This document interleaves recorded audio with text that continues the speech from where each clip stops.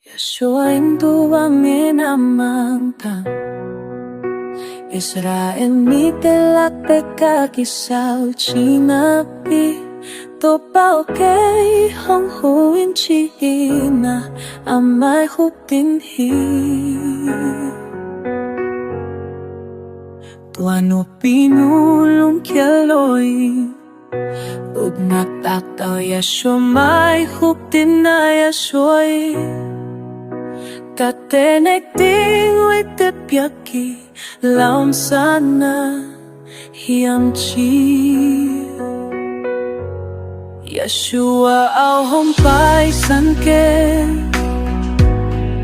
Kay hong nu siya ting nahiyang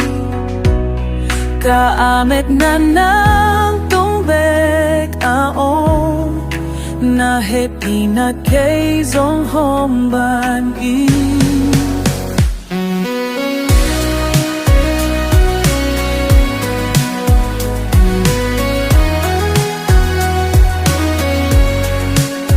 Yeshua ao himahiyado pa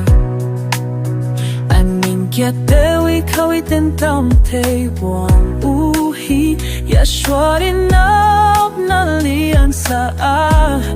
At tuano tupa piyahi Yeshua ao hompay sangken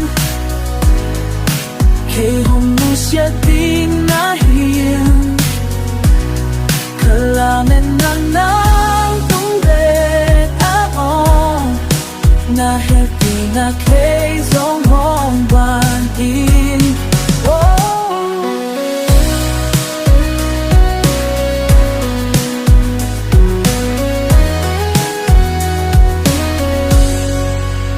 Ginatwa kinto nang etsyang nalungkya pa Zalmawa may nakuptin natin